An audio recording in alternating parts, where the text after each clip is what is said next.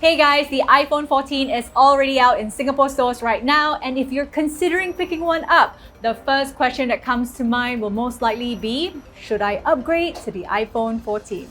Well, should you? In this mini review, we answer your question as to whether it's worth spending your hard-earned money on the new 14 or 14 Pro. Long story short, if you're an Android user looking for an opportunity to come back to iOS, yes. If you are a non-Pro iPhone user looking to try out the Pro variant for the first time, yes. If you are a non-Pro 13 user looking at the 14, well...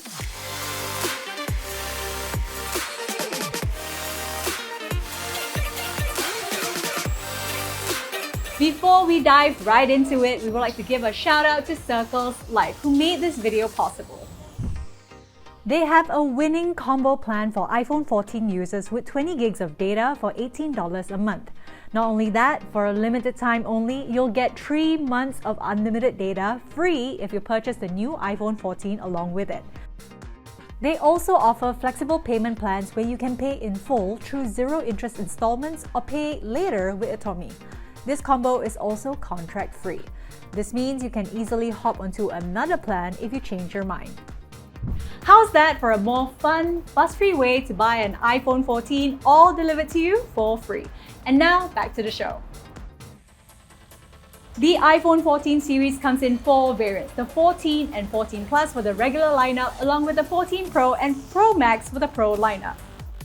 This year, Apple has decided to switch out the mini variant with the larger screen Plus variant. Aside from that, the Pro lineup of the 14 sports unique features that are not on the regular 14, such as Dynamic Island, Always On Display, and 120Hz Pro Motion. There are also substantial hardware differences between the Pro and non-Pro lineup, which we'll get to in a bit.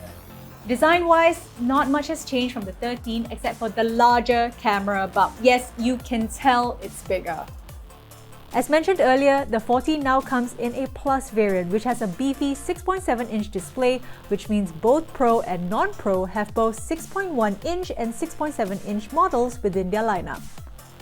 The non-Pro 14s are powered by the A15 Bionic chip, while the Pro 14s are powered by the upgraded A16 Bionic. Now, if you're thinking there's something familiar about that A15 chip, yes, it's the same chip that's powering the iPhone 13.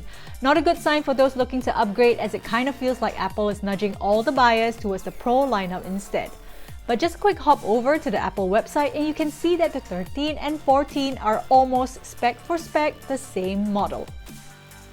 Oh wait, you do get one extra GPU core, but the benchmark numbers don't really show any improvements that's worth taking into consideration. Gaming-wise, the Pro variants would be the better choice, as not only do they perform better in terms of 3D mark numbers, but it has a 120Hz Pro Motion display as well. The camera department is also one of the few areas which have been upgraded for the Pro lineup.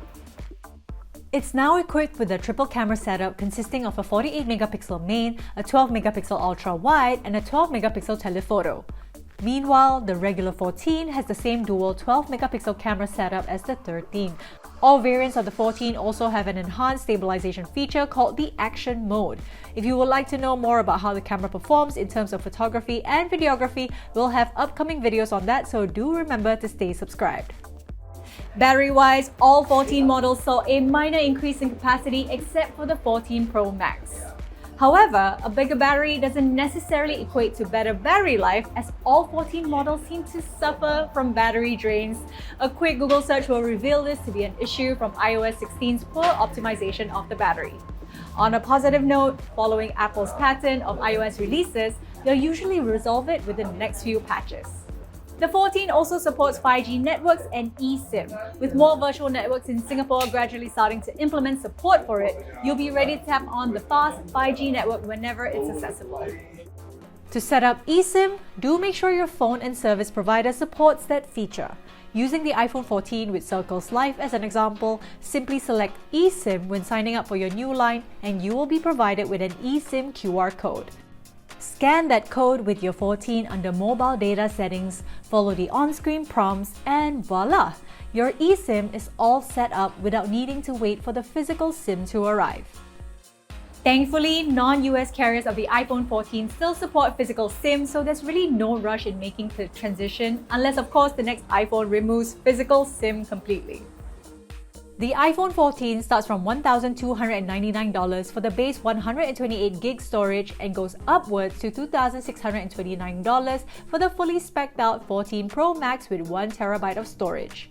All models of the 14 are currently available in all retail stores and mobile carriers right now. And with that, the conclusion. But before that, another quick thank you to our partners at Circles.Life. They have a winning combo plan for iPhone 14 users with 20 gigs of data for $18 a month with eSIM or physical SIM support. For a limited time only, they'll also give you 3 months of unlimited data free with your new iPhone 14, which you may pay with flexible payment plans or pay in full. Truly a fun, fuss-free way to buy an iPhone 14. Oh, we didn't mention that free delivery part. Yes, Circles.Life delivers your iPhone to you for free. So, is the 14 series worth buying? In contrast to the 14 Pro, which boasts way more features and better hardware, the regular 14 does seem like the lackluster option. If you can afford the hefty price tag of the 14 Pro, you won't be disappointed. As for the 14, if you like to keep it simple without all that additional features and cost from the Pro lineup, the iPhone 14 is still an option worth considering. Whew. Thanks for watching our mini coverage of the iPhone 14 and 14 Pro. All of that, and we've just barely scratched the surface of what it has to offer. So if you're interested in our detailed breakdown, do check out our full review, link in the description. If you have any questions or comments, do leave them down below. And if you like what you see here, please subscribe and follow us so you don't miss out on our tech-related content. Until next time, we'll see you again.